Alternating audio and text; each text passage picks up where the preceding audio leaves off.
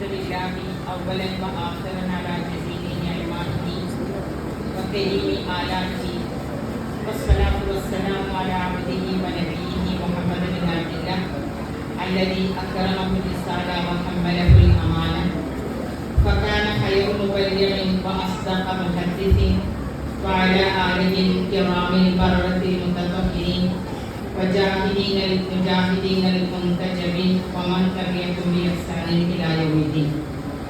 إن أريد إلا الإصلاح ما استطعت وما توفيقي إلا بالله عليه توكلت وإليه أنيب. رب اشرح لي صدري ويسر لي أمري واحلل عقدة من لساني يفقهوا قولي. വേദിയിലിരിക്കുന്ന ആദരണീയ വ്യക്തിത്വങ്ങളായ T Maimoona teacher,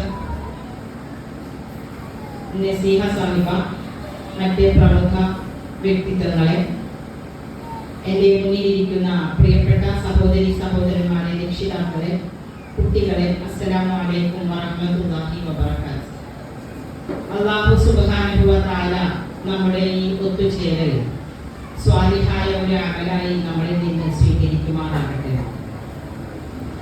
വളരെ മനോഹരമായ, നമ്മുടെയൊക്കെ മനസ്സിൽ കേൾക്കുമ്പോൾ തന്നെ സന്തോഷവും പ്രതീക്ഷയും നൽകുന്ന ഒരു ക്യാപ്ഷനാണ് ഈ പരിപാടിക്ക് കൊടുത്തിട്ടുള്ളത്. നേരത്തെ പറഞ്ഞതുപോലെ ഫിർദൗസോളം എത്തുന്ന ഒരു കുടുംബഘടനയെ കുറിച്ച് ഒരു പക്ഷേ നമ്മൾ സ്വപ്നം കാണാൻ മാത്രമല്ല, അങ്ങനെ ആയിത്തീരാൻ വേണ്ടി കുറെയൊക്കെ നമ്മൾ പരിശ്രമിക്കുകയും ചെയ്യാറുണ്ടാകും. വിശ്വാസികൾ അങ്ങനെയാണല്ലോ.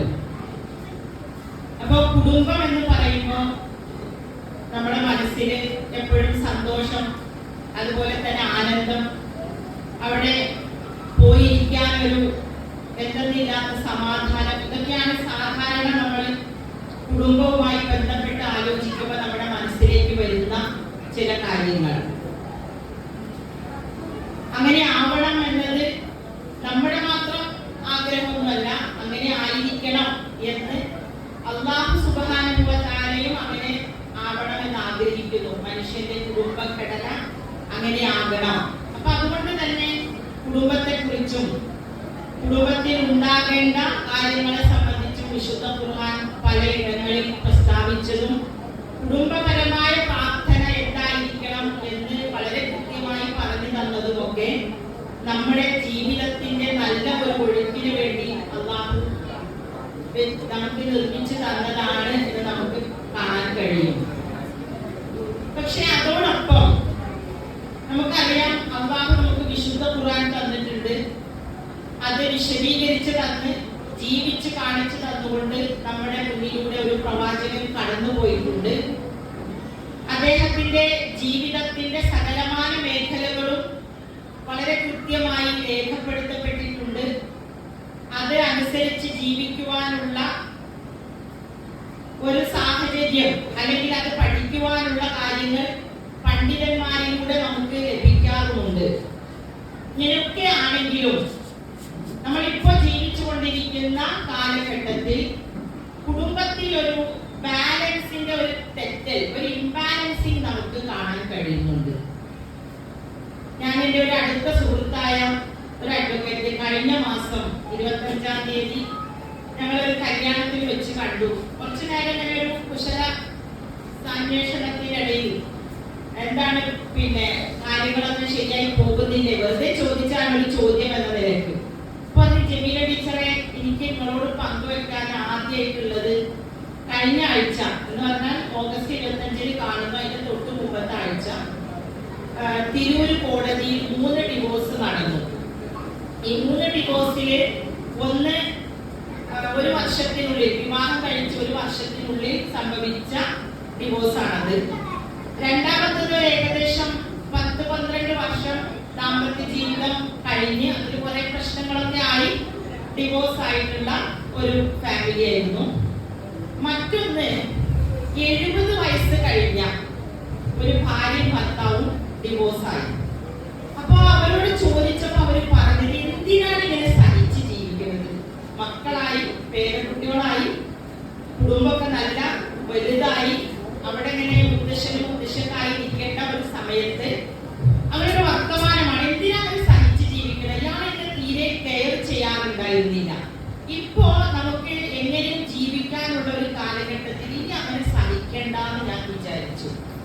വിചാരിക്കുന്ന പ്രായം, വിചാരിക്കുമ്പോഴുള്ള അവരുടെ കുടുംബത്തിന്റെ ഒരു സ്റ്റാറ്റസ് ഒക്കെ നോക്കിയാൽ നമുക്ക് വേദന തോന്നും.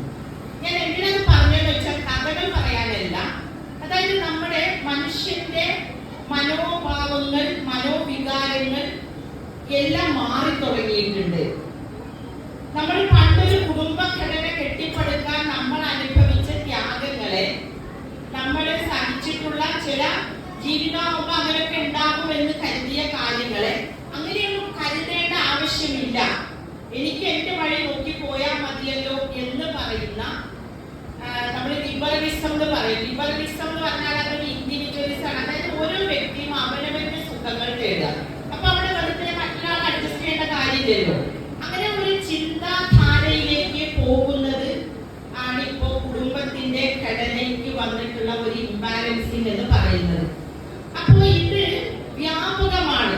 അത് നമ്മെ സംബന്ധിച്ചിടത്തോളം നമുക്കറിയാം, ഓരോ കാര്യത്തിലും, ഒരു വിശ്വാസിയെ സംബന്ധിച്ചിടത്തോളം ഓരോ കാര്യത്തിലും അല്ലാഹുവും റസൂലും എന്ത് പറയുന്നുവോ ആ പറയുന്നതിനനുസരിച്ച് ജീവിതത്തെ മാറ്റിപ്പണിയണമെന്നും അതനുസരിച്ച് ജീവിത ഘടന ഉണ്ടാക്കണമെന്നും നമ്മൾ പഠിക്കുകയും മനസ്സിലാക്കുകയും അതനുസരിച്ച് ജീവിക്കുകയും ചെയ്യണമെന്ന് നിഷ്കർഷിക്കുന്നതോടൊപ്പം സ്വയം നമുക്കൊരു ജീവിതത്തെ തെരഞ്ഞെടുക്കണമെന്ന് കുടുംബത്തിനകത്ത് പലരും ചിന്തിച്ചു തുടങ്ങിയ ഈ കാലഘട്ടത്തിൽ നമുക്ക് കുടുംബത്തെ കുറിച്ചുള്ള നല്ല വിചാരങ്ങൾ, കുടുംബത്തെ കുറിച്ചൊരു റീസ്ട്രക്ചറിംഗ്, ഒന്നുകൂടി അതിനെ പുനഃസംഘടിപ്പിക്കാൻ നമ്മൾ നിർബന്ധിതരാണ്. അതാണ് ഞാൻ പറഞ്ഞു വെച്ച, ആമുഖമായി പറഞ്ഞു വെച്ച ഒരു കാര്യം. നമുക്കറിയാലോ, ഇപ്പൊ നമ്മുടെ ഒരു വീട്, നമ്മളെല്ലാവരും ഓരോ വീട്ടിൽ നിന്ന് ഓരോ വന്നിട്ടുണ്ടാവുക. ആ വീട് ഉണ്ടാക്കാൻ വേണ്ടി നമ്മുടെ എഞ്ചിനീയറെ സമീപിച്ചിട്ടുണ്ടാകും. അദ്ദേഹം നമ്മുടെ മോഹങ്ങൾക്കനുസരിച്ച്, നമ്മുടെ സ്വപ്നത്തിനനുസരിച്ച് ആ വീട് ഉണ്ടാക്കാനുള്ള ഒരു പ്ലാൻ നമുക്ക് വരച്ച് തന്നിട്ടുണ്ടായിരിക്കും.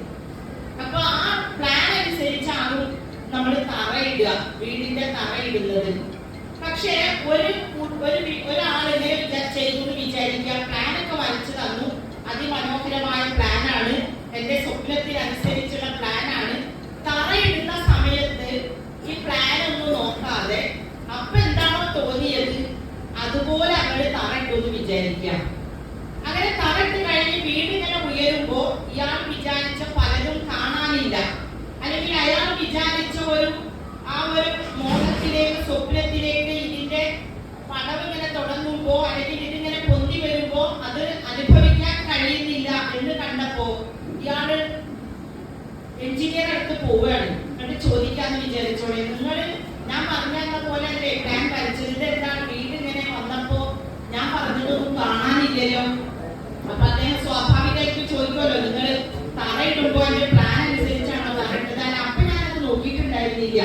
അപ്പൊ ഇയാൾ എന്ത് പറയും? ഇനി ഒന്നും ചെയ്യാനില്ല, കാരണം തറ നിങ്ങൾ ഇഷ്ടത്തിൽ ഇട്ടുപോയില്ലേ, അപ്പൊ ഇനി ഒന്നും ചെയ്യാനില്ല. നിങ്ങൾ എന്ത് ചെയ്യണം?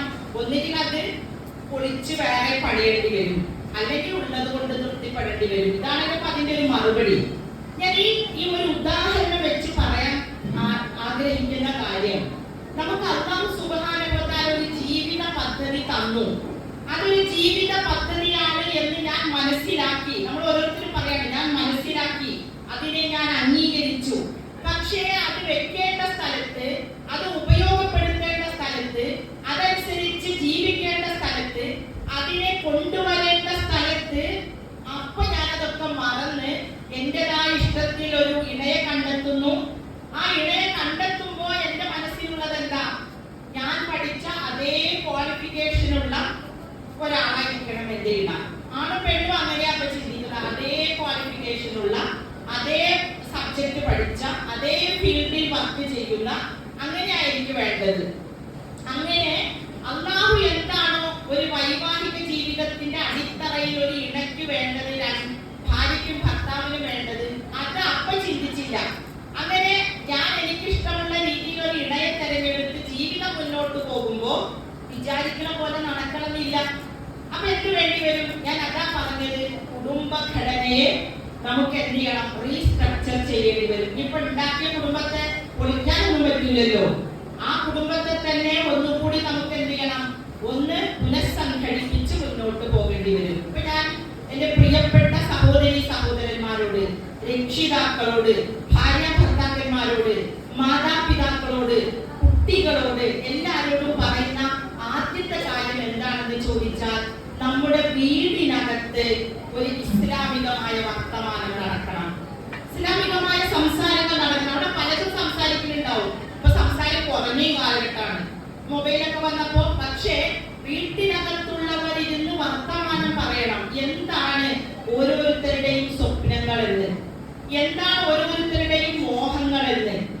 മാത്രമല്ല, നമ്മൾ ഇതുപോലെ എന്ത് പരിപാടിക്ക് പോകുമ്പോഴും നമ്മുടെ മനസ്സിൽ നമ്മുടെ കൂടെ നമ്മുടെ ഇണയും മക്കളെയും ചേർത്ത് പിടിക്കാൻ കഴിയണം. പരിപാടികൾ സംഘടിപ്പിക്കപ്പെടുമ്പോ, പള്ളിയിൽ ജുമാക്ക് പോകുമ്പോ, അതല്ലെങ്കിൽ എന്തെങ്കിലും വയറു പരിപാടികൾക്ക് പോകുമ്പോ ഞാൻ ഒറ്റയ്ക്കല്ല, എന്റെ മക്കളും എന്റെ പേരമക്കളും മരുമക്കളും ഭാര്യയും ഭർത്താവും എല്ലാം കൂടി പോകണം. അവരത് കേൾക്കട്ടെ. എല്ലാവരും ഒരുമിച്ചിരുന്ന് കേൾക്കാണ്. എല്ലാവരുടെയും മനസ്സിൽ ഈ ആശയങ്ങൾ വരികയാണ്. എന്നിട്ട് അതുമായി ബന്ധപ്പെട്ട ചർച്ചകൾ നമ്മുടെ വീടകങ്ങളിൽ ഉണ്ടാകണം. നിങ്ങൾ ജുമാ കഴിഞ്ഞ് വന്നിട്ട് നിങ്ങളുടെ മക്കളോടൊന്ന് ചോദിച്ചു നോക്കി, എന്താണ് ഇന്ന് ജുമായുടെ വിഷയം ഉണ്ടായിരുന്നത്, അതിൽ എന്താണ് നിങ്ങൾക്ക് എന്താ തോന്നിയത്. മക്കള് നന്നായി സംസാരിക്കും. ഇങ്ങനെ വീടകങ്ങളിൽ ഇസ്ലാം ചർച്ചാ വിഷയമാവുക എന്ന് പറയുന്നത് വളരെ പ്രധാനപ്പെട്ട ഒരു സംഗതിയാണ്. അത് നമ്മുടെ കുടുംബ ഘടനകളിൽ നിന്ന് പതുക്കെ പതുക്കെ മാഞ്ഞു പോവുകയാണ്. കാരണം എന്താ, അതിനിടയിലേക്ക് നമ്മൾ പറഞ്ഞതുപോലെ നമ്മളൊരു വലിയ ഇലക്ട്രോണിക് യുഗത്തിലാണ്, പലതരത്തിലുള്ള യന്ത്രങ്ങൾക്ക് നടുവിലാണ്. നമ്മുടെയൊക്കെ സ്വകാര്യതകൾ നമ്മൾ മറ്റൊരാളുമായി പങ്കുവെക്കപ്പെടുകയാണ്. അത്തരം സന്ദർഭങ്ങളിൽ ഇസ്ലാമിനെ തിരിച്ചു പിടിക്കാൻ വീട്ടിനകത്തുള്ളവർ മുഖാമുഖം ഇരുന്ന് സംസാരിക്കുക എന്ന് പറയുന്ന ഒരു പ്രവണത നമ്മൾ പുനഃസംഘടിപ്പിച്ച് നമ്മുടെ വീടകങ്ങളിലേക്ക് കൊണ്ടുവരണം. ജമാഅത്ത് ഇസ്ലാമിയുടെ ഭാഷയിൽ പറഞ്ഞാൽ നമ്മൾ ഗൃഹയോഗം നിർബന്ധമാക്കണം. അവിടെ എല്ലാം സംസാരിക്കണം. മക്കൾക്ക് സംസാരിക്കാൻ വേദി ഉണ്ടാവണം. കുടുംബം എപ്പോഴും അത് സിമ്പിൾ ആയതിൽ നിന്ന് കോംപ്ലിക്കേറ്റഡ് ആയി വരിക ചെയ്യുക. ആദ്യം ഭാര്യ, ഭർത്താവ്, മക്കള്, പിന്നെ മക്കള് വലുതാകുന്നു, ടീനേജ് പ്രായമുള്ളവരുണ്ടാകും, യുവാക്കൾ ഉണ്ടാവും, മക്കൾ വിവാഹം കഴിക്കും, മരുമക്കൾ വരും, പേരക്കുട്ടികൾ വരും. അങ്ങനെ കുടുംബം അങ്ങനെ വലുതായി വലുതായി വരുന്നതാണ്. അപ്പോ ആദ്യം ഇല്ലാത്ത പല പ്രശ്നങ്ങളെയും പിന്നീട് നമ്മൾ അഭിമുഖീകരിക്കേണ്ടി വരും. അപ്പൊ ആദ്യം മുതലേ ആ കുടുംബത്തെ നമ്മുടെ കൈപ്പിടിയിൽ ഒതുക്കാൻ നമുക്ക് കഴിയണം. അതനുസരിച്ച് കുടുംബത്തെ മുന്നോട്ട് കൊണ്ടുപോകാൻ നമുക്ക് സാധിക്കേണ്ടതുണ്ട്. നബി സല്ലല്ലാഹു അലൈഹി വസല്ലം പറയുന്നുണ്ടല്ലോ, കുല്ലുക്കും റാഇ വ മസ്ഊലുൻ അൻ റാഇയതിഹി. ആദ്യം പറയുന്നത് പുരുഷനോടാണ്. നിങ്ങൾ ആരാണ്? ആ വീടിന്റെ മേൽനോട്ടക്കാരാണ്. ആ വീടിന്റെ ഏറ്റവും ഉയർന്ന പൊസിഷനിൽ നിൽക്കുന്നത് എപ്പോഴും പുരുഷനാണ്. ആ പുരുഷനാണ് എന്ന ബോധം പുരുഷനും ഉണ്ടാവണം. അയാളാണ് അതിന്റെ മേൽനോട്ടക്കാരൻ എന്ന ബോധം ആ വീട്ടിലെ സ്ത്രീകൾക്കും ഉണ്ടാകണം. അതാണ് ആദ്യം ഉണ്ടാകേണ്ടത്. എന്ന് വിചാരിച്ച് രണ്ട് തട്ടായി നിന്നുകൊണ്ട് രണ്ടുപേരും അധികാരം സ്ഥാപിക്കാനോ അധികാരത്തിന്റെ താഴെ മറ്റുള്ളവരെ നിർത്താനോ വേണ്ടിയിട്ടല്ല, ഉത്തരവാദിത്തങ്ങളെ കുറിച്ചുള്ള ബോധം നമ്മുടെ മനസ്സിൽ ഉണ്ടാകാൻ വേണ്ടിയിട്ടാണ്. അപ്പോ പുരുഷനായിട്ട് തന്നെ നിലകൊള്ളുക എന്ന് പറയുന്നത് ഈ കാലഘട്ടത്തിൽ വളരെ പ്രസക്തമായ കാര്യമാണ്. പലപ്പോഴും നമ്മുടെ കുടുംബഘടനയിൽ സംഭവിക്കുന്നത് എന്താണെന്ന് ചോദിച്ചാൽ, പുരുഷനെല്ലാം ഇപ്പൊ സ്ത്രീക്ക് വിട്ടുകൊടുത്തതായി നമുക്ക് കാണാൻ പറ്റും. ഡ്രസ്സ് എടുക്കണം, പോയിട്ട് ഡ്രസ്സ് എടുത്തിട്ട് പോരെ എന്ന് പറയും. അതെങ്ങനെ, എത്ര ഡ്രസ്സ് എടുക്കണം, എത്ര വിലന്റെ ഡ്രസ്സ് എടുക്കണം, അതൊന്നും സ്ത്രീകള് പുരുഷർക്ക് അറിയില്ല. എന്നിട്ട് പറയുന്നത്, നമുക്ക് അങ്ങനെ ഡ്രസ്സ് എടുക്കണം, നമ്മളൊന്നും അതിന്റെ കൂടെ പോയാൽ ശരിയാവില്ല. നമ്മളെ കൂടെ പോയിട്ട് എടുക്കാൻ പറ്റുന്നതിന്റെ ആ വരവും ചെലവും അനുസരിച്ച് അതിനകത്ത് നിൽക്കാൻ തന്റെ ഭാര്യയ്ക്ക്, മക്കൾക്ക്, സഹോദരിക്ക്, മാതാപിതാക്കൾക്ക് കഴിയണം എന്നത് പുരുഷന്റെ നിർബന്ധ ബുദ്ധിയായിരിക്കണം. അടിയുണ്ടാക്കാനല്ല ഈ പറയുന്നത്. അതാണ് അതിന്റെ ഘടന. നമ്മൾ ആലോചിച്ച് നോക്കുക, അല്ലാഹു സുബ്ഹാനഹു വ തആല പുരുഷനെ ഏൽപ്പിച്ച രണ്ട് ഉത്തരവാദിത്തമുണ്ട്. ഒന്ന് സാമ്പത്തിക ഉത്തരവാദിത്വവും ഒന്ന് സ്ത്രീയുടെ സംരക്ഷണ ഉത്തരവാദിത്വവുമാണ്. അപ്പൊ സമ്പത്ത് കൈകാര്യം ചെയ്യുന്നിടത്ത് പേർക്കയായി നിൽക്കേണ്ടത് പുരുഷനാണ് എന്ന ധാരണ പുരുഷന്മാർക്ക് ഉണ്ടാകണം. അപ്പോ സൂപ്പർ മാർക്കറ്റിൽ പോകുമ്പോഴും ടെക്സ്റ്റൈൽസിൽ പോകുമ്പോഴും അവിടെയൊക്കെ പുരുഷൻ കൂടെ ഉണ്ടാവുക, അല്ലെങ്കിൽ അയാളുടെ നിയന്ത്രണത്തിലായിരിക്കുക എന്നത് വളരെ പ്രധാനപ്പെട്ട. ഇന്ന് പെണ്ണുങ്ങൾ മുഴുവൻ എവിടെയാണ്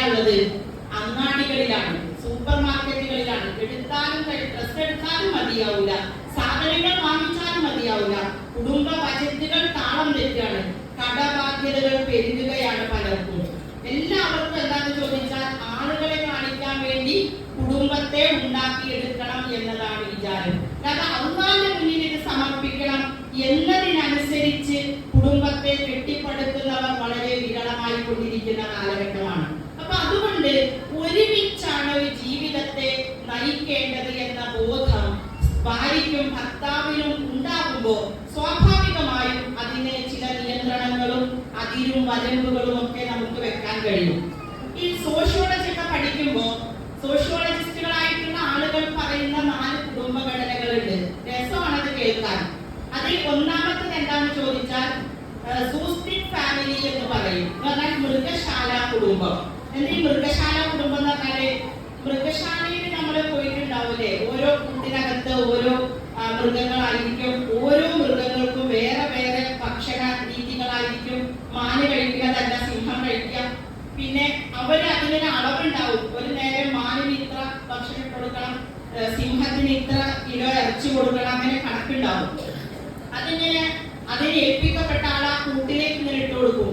അത് സിംഹം കഴിച്ചിട്ടുണ്ടോ, മാന് കഴിച്ചിട്ടുണ്ടോ, അത് എന്താ കഴിക്കാത്തത്, എന്തെങ്കിലും അസുഖം ഉണ്ടോ എന്നൊന്നും ഇതിങ്ങനെ ഇട്ട് കൊടുത്തിട്ട് ഇങ്ങനെ പോണത് നമുക്ക് കാണാം. ഇതാണ് ഒരു ഫാമിലി എന്ന് പറഞ്ഞാൽ. മക്കളുണ്ടാവും, മക്കൾക്ക് ഭക്ഷണം കൊടുക്കുക, അവർക്ക് വസ്ത്രം വാങ്ങിക്കൊടുക്കുക, അവർക്ക് സ്കൂളിൽ ചേർക്കുക, അതോടുകൂടി നമ്മളെ ഉത്തരവാദിത്തം കഴിഞ്ഞു എന്ന് വിചാരിക്കുന്ന കുടുംബഘടന.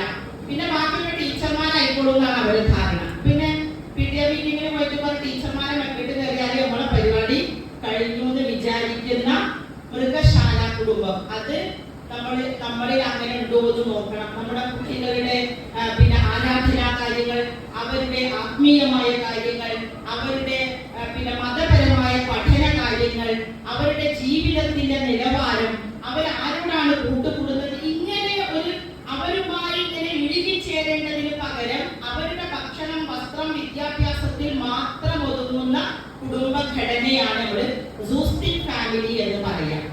രണ്ടാമത്തെ ഒരു ഫാമിലി എന്ന് പറഞ്ഞാൽ റെസ്റ്റോറന്റ് ഫാമിലി എന്ന് പറയും. എന്നാൽ റെസ്റ്റോറന്റ് എന്ന് പറഞ്ഞാൽ നിങ്ങൾക്ക് അറിയാലോ അല്ലെ, ഹോട്ടലാണ്. ഹോട്ടലിന്റെ പ്രത്യേകത എന്താ?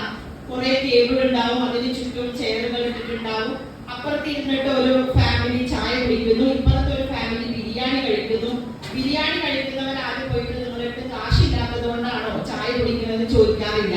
അത് അവരുടെ ഇഷ്ടമാണ്, ഇത് നമ്മുടെ ഇഷ്ടമാണ്. ഇതേപോലെ ഞാനും എന്റെ ഭർത്താവും എന്റെ മക്കളും ഞങ്ങൾ സുഖമായി ജീവിച്ചാൽ മതി. അപ്പുറത്ത് ഭർത്താവിന്റെ ജ്യേഷ്ഠനുണ്ടാകും, അനിയനുണ്ടാകും, അല്ലെങ്കിൽ പെങ്ങളുണ്ടാകും. അങ്ങനെ കുടുംബക്കാരുമായിട്ടൊന്നും അധിക ബന്ധമില്ലാതെ അവരൊന്നും അടുപ്പിച്ചാലേ ശരിയാവില്ല.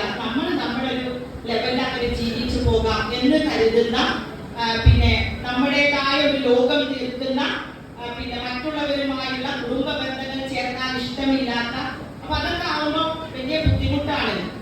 പലപ്പോഴും ഈ സ്ത്രീകളൊക്കെ ജോലിക്ക് പോകുന്ന കുടുംബഘടനകളിൽ ഇത് സാധാരണ കണ്ടുവരാറുണ്ട്. കാരണം അവർക്ക് അവരുടെ ജോലി തിരക്ക് കാര്യങ്ങൾ, പിന്നെ അതിന്റെ ഇടയിൽ ഒരു കുടുംബം അല്ലെങ്കിൽ ഒരു ബന്ധുക്കൾ ഇങ്ങനെ വിരുന്ന് വന്നാലേ അതൊന്നും ശരിയാവില്ല. ആകെ ഒരു ഞായറാഴ്ച കിട്ടുന്ന കുറച്ചു നേരം കിടന്നു വന്നാൽ എന്നൊക്കെ ഇവർക്കൊരു ടൈം ടേബിൾ ഉണ്ടാവുമല്ലോ. അപ്പൊ അങ്ങനെ ആരുമായും അധികം ബന്ധം സ്ഥാപിക്കാതെ, കുടുംബ ബന്ധങ്ങളിലേക്ക് ഇഴുകിച്ചേരാതെ സ്വന്തമായി മാത്രം നിൽക്കുന്ന കുടുംബഘടനയാണ് റെസ്റ്റോറന്റ് ഫാമിലി എന്ന് നമ്മൾ പറയാം. മൂന്നാമത്തേത് ഗോഡൌൺ ഫാമിലി എന്ന് പറയും. ഗോഡൌണിന്റെ പ്രത്യേകത എന്താ? ഗോഡൌൺ എന്ന് പറഞ്ഞാല് ഒരു അരിയൊക്കെ ഇടുന്ന ഗോഡൌണാന്ന് വിചാരിച്ചു. ഗോഡൌൺ പറഞ്ഞാൽ ഒരു ബിൽഡിംഗ് ആണ്. അതിൽ ആരൊക്കെയോ കൊണ്ടുവന്ന് അരിയുടെ ചാക്ക് നടക്കും. ഗോഡൌണിന് അറിയില്ല അത് ആരാ കൊണ്ടുവന്നിട്ടത്, പിന്നെ ഇതിന്റെ അളവ് എത്രയാണ്, തൂക്കത്രാണെന്നൊന്നും അറിയില്ല. കുറെ കഴിയുമ്പോ വേറെ വണ്ടിയൊക്കെ വന്നിട്ട് ഇവിടുന്ന് അരിയും ചാക്കൊക്കെ വേറെ വാഹനത്തിലേക്ക് കയറ്റി കൊണ്ടുപോകും. ഇതെങ്ങനെയാ കൊണ്ടുപോകുന്നത് ഗോഡൌണിന് അറിയില്ല. ഗോഡൌൺ അപ്പോഴും ഇങ്ങനെ ഒരു ബിൽഡിംഗ് ആയിട്ട് നിൽക്കുന്നുണ്ടാവും. ഇതുപോലെ ചില ഫാമിലികൾ ഉണ്ടാവും. മിക്കവാറും ഗൾഫ് ഭർത്താക്കന്മാരുള്ള ഫാമിലിയാണ് ഗോഡൌൺ ഫാമിലിയിൽ പെടുക. മുപ്പരങ്ങനെ പൈസ ഉണ്ടാക്കി ഇങ്ങനെ അയച്ചു കൊടുക്കുന്ന ആള്, ഈ ഇത് വാങ്ങുന്ന ആൾക്ക് ഇത് എങ്ങനെയാണ് ഇയാൾ ഉണ്ടാക്കുന്നത്, ഇയാൾ എന്തൊക്കെ ബുദ്ധിമുട്ടുന്നുണ്ട്, ഇയാൾ കിട്ടുന്ന മുഴുവൻ അയക്കുകയാണോ, സമ്പാദിക്കാൻ പറ്റുന്നുണ്ടോ, മൂപ്പർക്ക് അവിടെ എന്തെങ്കിലും വിഷമങ്ങളുണ്ടോ, ഇതൊന്നും അറിയണ്ട. പൈസ ഇങ്ങനെ അയച്ചു കൊടുത്താൽ മതി, വേറൊന്നും ആവശ്യമില്ല. അവസാന കാലം അയാളൊന്ന് നാട്ടിൽ വന്നാല് മൂപ്പര് പിന്നെ കുടുംബത്തിന്റെ കാര്യം ഏറ്റെടുക്കാതെ വിചാരിച്ചാൽ പറയും, അതെ ഇത്ര കാലം മോനൊരു ബോക്സ് വേണമെന്ന് പറഞ്ഞപ്പോൾ എന്തിനാ മോനെ ബോക്സ്, നാളെ വാങ്ങിയ ബോക്സ് തന്നെ കഴിക്കുമ്പോൾ അതേപോലൊന്നും ഉണ്ടാകരുത്, ഇതുവരെ ഈ മക്കളെ പഠിപ്പൊക്കെ ഞാനില്ല നോക്കാം, അതൊക്കെ വേണ്ടി വരും, നിങ്ങളാണ്ട് കൊടുത്താൽ മതി എന്ന് പറയും. ലാസ്റ്റ് ഇയാൾ എന്താവും, ഒരു പിന്നെ ടിവിയുടെ റിമോട്ട് പോലെ മുപ്പത്തി പിന്നെ നിശബ്ദനാവുകയില്ല. 20-25 കൊല്ലം ഗൾഫിലുള്ളപ്പോൾ നല്ല മനോഹരമായ കുടുംബമായിരുന്നു. 30 നാട്ടിൽ വന്നപ്പോൾ ആ പ്രശ്നങ്ങൾ തുടങ്ങി. ഇപ്പൊ ഞാനായിട്ടൊരു പ്രശ്നം ഈ കുടുംബത്തിൽ ഉണ്ടാക്കണ്ട, ഞാൻ നിശബ്ദനായ പ്രശ്നം കഴിഞ്ഞല്ലോ എന്ന് വിചാരിച്ച് പുരുഷൻ നിശബ്ദനാകും. ഭാര്യ അവിടെ ആ എല്ലാ കാര്യങ്ങളും നിയന്ത്രിക്കും, പൈസക്ക് നിയന്ത്രണം ഉണ്ടാവില്ല, മൂപ്പരോട് തട്ടിക്കേറലാവും വഴി. ഇതാണ് ഗോഡൗൺ ഫാമിലി. ഈ 3 കുടുംബ ഘടനയിലേക്ക് വരുമ്പോഴുള്ള പ്രശ്നം എന്താണെന്ന് ചോദിച്ചാൽ, വീട്ടിനകത്ത് ആരെങ്കിലുമൊക്കെ നിശബ്ദരായി പോകുന്നു എന്നല്ലാതെ ഒരു സമാധാനമോ സന്തോഷമോ അവരവന്റെ ഉള്ളിൽ നിന്നുള്ള ഒരു ആസ്വാദനമോ ഈ കുടുംബത്തിന് ഉണ്ടാവില്ല. എന്നിട്ട് പറയുന്ന 4ാമത്തെ കുടുംബ ഘടന ഉണ്ട്, അതാണ് ഐഡിയൽ ഫാമിലി എന്ന് സോഷ്യോളജിസ്റ്റുകൾ പറയും, ഇസ്ലാമിക് ഫാമിലി എന്ന് നമ്മൾ പറയും. എന്ന് പറഞ്ഞാൽ ഭാര്യയും ഭർത്താവും അവരവന്റെ സ്വപ്നങ്ങൾ പരസ്പരം പങ്കുവെച്ച് നമ്മുടെ കുടുംബം എങ്ങനെയായിരിക്കണം എന്നതിന്റെ ആശകളും ആശങ്കകളും പ്രതീക്ഷകളും പങ്കുവെച്ച് അതിനെക്കുറിച്ച് കൂടിയാലോചിച്ച് അവരുടെ കുടുംബത്തെ എങ്ങനെ മുന്നോട്ട് കൊണ്ടുപോകണം എന്നതിനെ കുറിച്ച് വ്യക്തമായ പ്ലാനിങ്ങോടുകൂടി മുന്നോട്ട് പോകുന്ന ഒരു കുടുംബ ഘടനയെയാണ് ഐഡിയൽ ഫാമിലി, നമ്മുടെ ഭാഷയിൽ ഇസ്ലാമിക് ഫാമിലി എന്ന് പറയുന്നത്. ഇപ്പൊ ഞാൻ എന്തിനെ 4 ഘടന, ഇതല്ലാത്ത ഘടനകളൊക്കെ ഉണ്ട്, ഞാൻ വളരെ പരിചിതമായ ഒരു 4 ഘടന പറഞ്ഞെന്ന് മാത്രമേ ഉള്ളൂ. അപ്പൊ നമ്മളൊരു സംഗതി കേൾക്കുമ്പോ, ഒരു കാര്യത്തെ കുറിച്ച് പഠിക്കുമ്പോ, അല്ലെങ്കിൽ മനസ്സിലാക്കുമ്പോ നമ്മൾ അവിടെ എഴുതിയിൽ നിൽക്കുന്നു, അല്ലെങ്കിൽ ഇതിലൊന്നും അല്ലാത്ത വേറൊരു സ്ട്രക്ചറാണ് നമ്മുടേത്, അവിടെ നമുക്ക് വന്ന പോരായ്മകൾ എന്താണ് എന്ന് തിരിച്ചറിയാൻ കഴിയുമ്പോഴാണ് നമ്മുടെ ഈ ഇരുത്തം, നമ്മുടെ സംസാരം, നമ്മൾ ചെലവഴിക്കുന്ന സമയമൊക്കെ യഥാർത്ഥത്തിൽ നമുക്ക് പ്രയോജനപ്പെടുക എന്നതുകൂടി സാന്ദർഭികമായി ഞാൻ എൻ്റെ പ്രിയപ്പെട്ട സഹോദരന്മാരെ ഉണർത്തുകയാണ്. അപ്പൊ നമ്മുടെ കുടുംബത്തെ സംബന്ധിച്ച് ആദർശത്തിൽ അധിഷ്ഠിതമായ കുടുംബഘടനയായിരിക്കണം നമ്മുടേത് എന്നത് ഒരു അടിത്തറയായി നമ്മൾ മനസ്സിലാക്കുകയും അത് ഉണ്ടാക്കാൻ ഇനി മുതൽ എന്താണ് ചെയ്യേണ്ടത് എന്നതിനെ കുറിച്ചുള്ള പ്ലാനിങ്ങും നമ്മുടെ വിചാരങ്ങളിൽ ഉണ്ടാകണം എന്നത് വളരെ അത്യന്താപേക്ഷിതമായ ഒരു കാലഘട്ടത്തിൽ അങ്ങനെ തന്നെ അത് മനസ്സിലാക്കുവാനും പ്രാർത്ഥിക്കാനും നമുക്ക് കഴിയണം.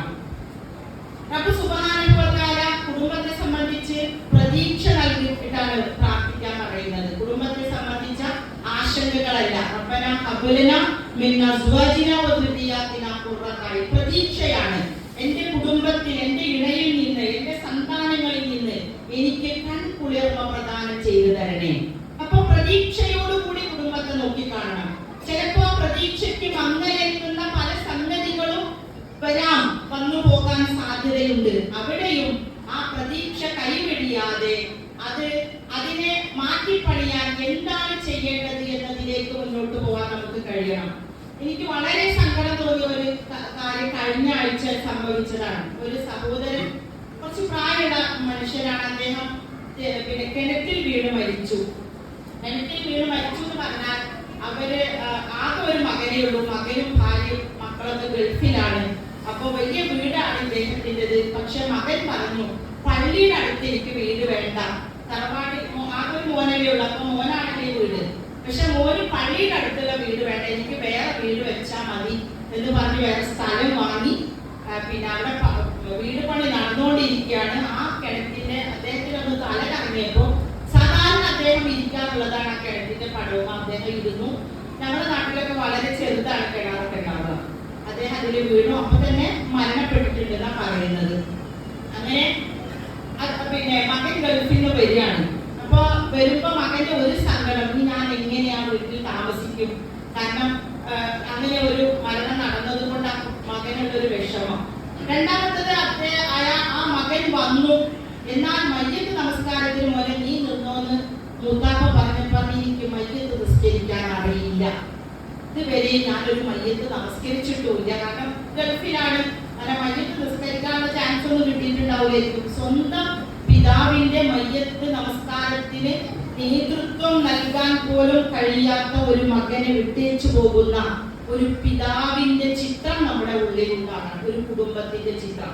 ഞാൻ എന്തിനാണ് അങ്ങനെ പറഞ്ഞു വെച്ചതെന്ന് ചോദിച്ചാൽ, നിങ്ങൾ ആലോചിച്ച് നോക്കിയ പുരുഷന്മാരും സ്ത്രീകളൊക്കെ ആലോചിച്ച് നോക്കിയ, നമ്മള് രണ്ടു കൂട്ടരും ഒരു വിഭാഗം പിന്നെ അവര് ഗർഭം ചുമക്കുകയും പ്രസവിക്കുകയും പാലൂട്ടുകയും ഉറക്കമൊഴിക്കുകയും ചെയ്തു എന്ന് നമ്മൾ പെണ്ണുങ്ങൾ പറയും.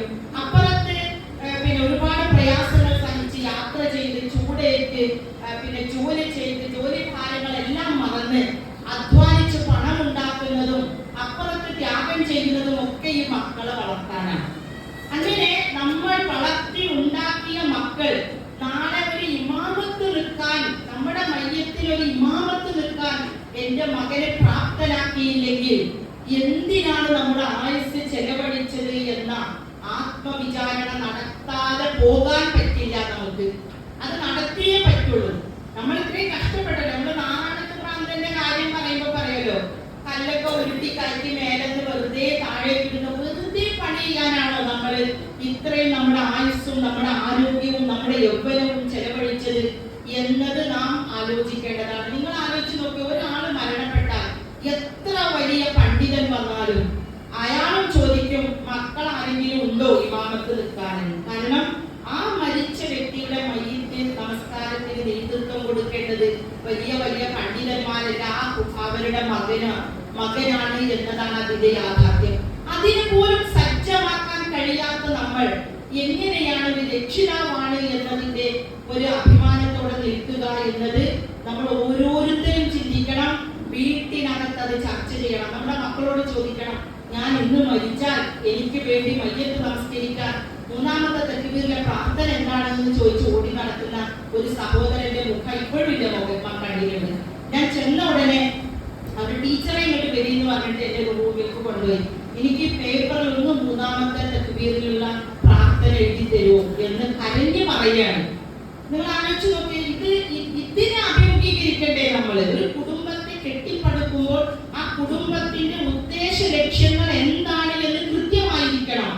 ആ കൃത്യതയിൽ ഏറ്റവും പ്രധാനപ്പെട്ട ഒരു സംഗതിയാണിത്.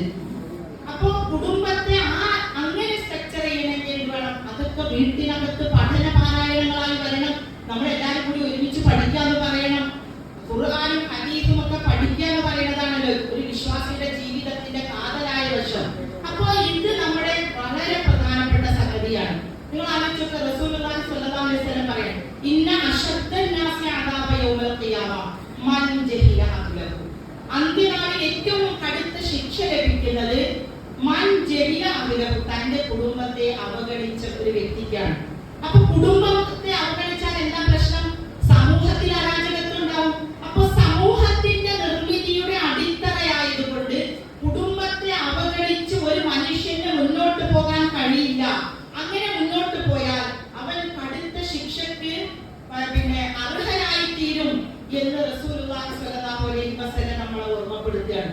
ഇത് നമുക്ക് അവഗണിച്ചിട്ട് മുന്നോട്ട് പോകാൻ പറ്റുമോ? നമ്മുടെ കൈപ്പിടിയിലുള്ള, നമ്മൾ പറഞ്ഞാൽ അനുസരിക്കുന്ന, നമ്മൾ പറഞ്ഞാൽ കേൾക്കുന്ന, നമ്മളെ ആദരിക്കണമെന്നും ബഹുമാനിക്കണമെന്നും അത് ഈമാനിന്റെ പൂർത്തീകരണത്തിന്റെ ഭാഗമാണ് എന്നും അല്ലാഹു സുബ്ഹാനഹു വ തആല പഠിപ്പിച്ചു തന്ന സ്ഥിതിക്ക് നമുക്ക് ഇതിനെ അവഗണിച്ച് മുന്നോട്ട് പോകാൻ കഴിയില്ല. അപ്പോ ഞാൻ പറഞ്ഞു വന്ന എന്താണെന്ന് ചോദിച്ചാൽ, ഇസ്ലാമാണ് കേന്ദ്ര ബിന്ദു എന്ന വർത്തമാനം കുടുംബത്തിന്റെ അന്തരീക്ഷത്തിൽ മുഴങ്ങാത്തതാണ് ഈ കാലഘട്ടത്തിൽ നമ്മൾ അഭിമുഖീകരിച്ചുകൊണ്ടിരിക്കുന്ന പ്രശ്നം. ഞാൻ നേരത്തെ പറഞ്ഞില്ലേ, എഞ്ചിനീയർക്ക് പോയ എഞ്ചിനീയർ പറയും ഞാൻ തന്നെ പ്ലാനല്ലല്ലോ നിങ്ങൾ ഉപയോഗിച്ചത്.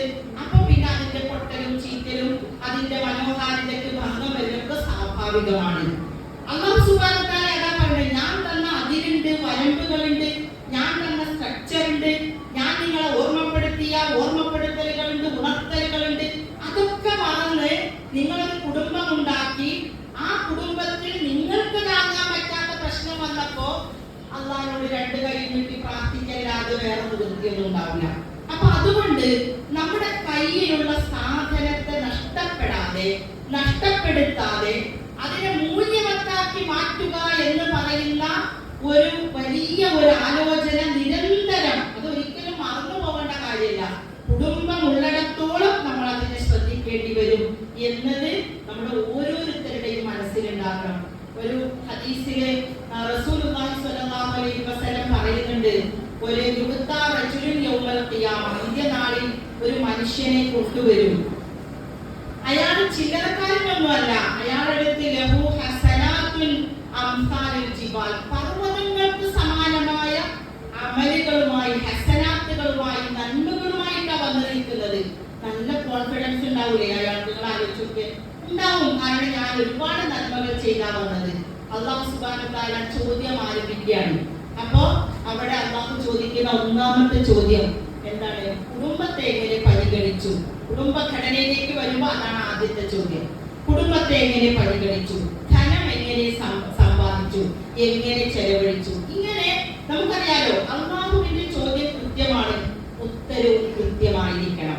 ഇപ്പൊ നമുക്ക് എന്തും പറയാം. ഞാൻ പൊന്നാനിയുമായി ഇവിടെ വരുന്നത്, എന്റെ വീട് അങ്ങനെ ഭയങ്കര സംഭവമാണെന്നൊക്കെ ഞാൻ തള്ളി മറിച്ചു പോയാൽ എന്റെ ഒരു ധൈര്യം ആരും വീട്ടിലേക്ക് വരില്ല. അതുകൊണ്ട് എനിക്ക് എന്തും പറയാം എന്നൊരു ധാരണ എന്റെ മനസ്സിലുണ്ടാവുമല്ലോ. പക്ഷെ നിൽക്കുന്നത് അല്ലാഹുവിന്റെ കോടതിയിലാണ്. ചോദ്യം കൃത്യമാണ്, ഉത്തരവും കൃത്യമായിരിക്കണം. പക്ഷെ ആ ഉത്തരം കൃത്യമല്ല. എങ്ങനെ കുടുംബത്തെ പരിഗണിച്ചു പറയാൻ കൃത്യതയുള്ള വാക്കുകളില്ല. സമ്പാദിച്ചതെങ്ങനെ, ചെലവഴിച്ചതെങ്ങനെ, ഉത്തരം കൃത്യതയില്ലാത്തതാണ്. അപ്പോ കൃത്യമല്ലാത്ത ഉത്തരങ്ങൾ നേരിടേണ്ടി വരുമ്പോ അല്ലാഹു ഇയാളുടെ അമലുകളൊക്കെ എടുത്ത് മാറ്റിവെക്കുകയാണ്. അങ്ങനെയാണ് ഹദീസ് പറയുന്നത്. ആവശ്യപ്പെട്ട കാര്യങ്ങൾക്കനുസരിച്ച് പറയാതെ അമലുകൾ മാറ്റിവെച്ച് ഒന്നുപോലും അവശേഷിക്കാതെ അയാളുടെ ഹസനാത്തുകൾ മാറ്റിവെക്കപ്പെടുമ്പോൾ മലക്കുകൾ വിളിച്ചു പറയുമത്രേ, ഹാദല്ലദീ, ഈ നിൽക്കുന്ന മനുഷ്യനുണ്ടല്ലോ, അറബി ഭാഷ പഠിച്ചവർക്കറിയാം. അല്ലദീ എന്ന് പറയുന്നത് അറബി ഭാഷയുടെ പ്രത്യേകതയാണ്. മലയാളത്തിൽ വേണമെങ്കിൽ നമുക്ക് ഹാദല്ലദീ എന്നാക്കാം. ഇപ്പോ ഒരുപാട് ഹസനാത്തുകളുമായി വന്ന് പിന്നെ ഞാൻ നന്മ ചെയ്തത് കൊണ്ട് സ്വർഗത്തിലാണെന്ന വിശ്വാസത്തോടെ വന്ന ഈ മനുഷ്യരുണ്ടല്ലോ, ഹസനാത്തി, അയാളുടെ നന്മകളൊക്കെ കുടുംബം നശിപ്പിച്ച് കളഞ്ഞിരിക്കുന്നു. അപ്പൊ നമ്മള് ചെയ്യുന്ന പണികൾ, നമ്മൾ ചെയ്ത അമലുകൾ, നമ്മൾ നേടിയെടുത്ത തർബീയത്തുകൾ ഏതോ കാരണവശാൽ നമ്മുടെ അശ്രദ്ധ കൊണ്ട്, ഉത്തരവാദിത്തത്തിൽ വന്ന വീഴ്ചകൾ കൊണ്ട്, അതല്ലെങ്കിൽ മക്കളോടുള്ള അമിതമായ സ്നേഹത്താൽ നമ്മൾക്ക് എവിടെയോ വെച്ച് നഷ്ടപ്പെട്ടു പോയി എന്ന തിരിച്ചറിവ് അന്ത്യനാളിൽ വെച്ച് തിരിച്ചറിവുണ്ടാകുന്നത് അത്ര ശുഭകരമായ കാര്യമല്ല. നമുക്കറിയാലോ. കാരണം പിന്നെ ഒരു ജീവിതമോ പിന്നീട് അതിനൊരു തിരുത്തലുകളോ നടത്താൻ കഴിയാത്ത അവിടെ വെച്ച് നമ്മൾ തിരിച്ചറിയപ്പെടുക എന്ന് പറയുന്നത് അത്യന്തം ഖേദകരമായ സംഗതിയാണ്. അതുകൊണ്ട് നമ്മൾ കൂടെ കൊണ്ടു നടക്കുന്ന കുടുംബഘടനയാണ് യഥാർത്ഥത്തിൽ നമ്മുടെ അശ്രദ്ധ കൊണ്ട്, നമ്മുടെ അവഗണന കൊണ്ട്, അല്ലെങ്കിൽ ഈ പറഞ്ഞതുപോലെ മക്കളോടുള്ള അമിതമായ സ്നേഹം കൊണ്ട് നമ്മളിൽ നിന്ന് ഊർന്നു പോകുന്നത് എന്ന ദീർഘവീക്ഷണം ഒരു സത്യവിശ്വാസിക്ക് ഉണ്ടാകാനാണ് റസൂലുള്ളാഹി സ്വല്ലല്ലാഹു അലൈഹി വസല്ലം ഇതുപോലെയുള്ള ഹദീസുകൾ ചേർത്ത് വെച്ച് നമ്മളെ ഉത്ബോധിപ്പിച്ചത് എന്ന ബോധം നമുക്ക് ഓരോരുത്തർക്കും ഉണ്ടാവണം. അപ്പോ അതിനെന്ത് വേണം? നമ്മുടെ മക്കളോട് സംസാരിക്കണ്ടേ? നിങ്ങൾ ആലോചിച്ച് നോക്കുക, നമ്മൾ സംസാരിക്കണം. റസൂലുള്ളാഹി സ്വല്ലല്ലാഹു അലൈഹി വസല്ലമയുടെ ജീവിതം ഒന്ന് പഠിച്ചാൽ നമുക്ക് മനസ്സിലാക്കാൻ പറ്റുന്ന ഒരു കാര്യമുണ്ട്. റസൂൽ എപ്പോഴും പരലോകം മുന്നിൽ വെച്ചാണ് സംസാരിക്കുന്നത്. മനോഹരമാണ്. നമ്മളെങ്ങനെ കുട്ടികളോട് നിസ്കരിക്കാൻ പറയണം, നിസ്കരിക്കാൻ പോടാ. കുട്ടികൾക്കാണെങ്കിൽ അത് കേൾക്കുമ്പോഴത്തേന് ദേഷ്യം വരാം. അമ്മക്ക് തുടങ്ങിയിട്ട് ഈ പറയുന്നത് നിസ്കരിക്കാൻ പോടാ. ഏത് നേരം ഇത് റിപ്പീറ്റ് ചെയ്തിട്ട് കേൾക്കുമ്പോൾ കുട്ടികളെ അത് നെഗറ്റീവായിട്ടാണ് അവരുടെ മനസ്സിൽ വരുന്നത്. നബി സല്ലല്ലാഹു അലൈഹി വസല്ലമയുടെ പിന്നെ ജീവിതത്തെ എടുത്തു നോക്കി. എന്തിനാണ് നബി പേരക്കുട്ടികളെ പള്ളിയിലേക്ക് കൊണ്ടുവന്നത്? എന്തുമാത്രം ചെറിയ കുട്ടികളെ കൊണ്ടുവന്നത്? നബി മിമ്പറിൽ കയറുമ്പോൾ എടുത്തു പോലും കുത്തുബ നടത്തി എന്ന് പറയുമ്പോൾ അത്രയും ചെറിയ പ്രായത്തിൽ നബി വെറുതെ കുട്ടികളെ പള്ളി കൊണ്ടുവന്നതാവില്ലല്ലോ. അതിന്റെ പിന്നിലുള്ള ചേതോ വികാരം എന്ത് എന്ന് ചോദിക്കുമ്പോൾ നമുക്ക് മനസ്സിലാക്കാൻ പറ്റും. വളരെ ആസൂത്രിതമായി കുറെ വർത്താനൊന്നും പറയണ്ട, പള്ളിയിലേക്ക് നിരന്തരമായി വരുന്ന ഒരു കുട്ടി, കുഞ്ഞുനാളിലെ വരുന്ന കുട്ടി, കുഞ്ഞുനാളിലെ ചുമളകളിൽ പങ്കെടുക്കുന്ന കുട്ടി, കുഞ്ഞുനാളിലെ ഉമ്മയുടെ കൂടെ ഉപ്പയുടെ കൂടെ ഖുർആൻ ക്ലാസ്സിൽ പോകുന്ന കുട്ടി, കുഞ്ഞുനാളിലെ ഹൽക്കയിൽ പോയിരുന്ന് അപ്പ കുട്ടിയുടെ മനസ്സിൽ ചായ കുടിക്കാമെന്നായിരിക്കും. പക്ഷേ അവരുടെ മനസ്സിൽ അവരറിയാതെ പതിയുന്ന, അവരുടെ ചിന്തകളിൽ അവരറിയാതെ കടന്നു പോകുന്ന ചില തോന്നലുകൾ, ചില വികാരങ്ങൾ, ചില വിചാരങ്ങൾ, അത് വളരെ ചെറിയ പ്രായത്തിൽ അവരറിയാതെ അവരിൽ നട്ടുപിടിപ്പിക്കുന്നതിന്റെ ആദ്യത്തെ സ്റ്റെപ്പാണ് റസൂലുള്ളാഹി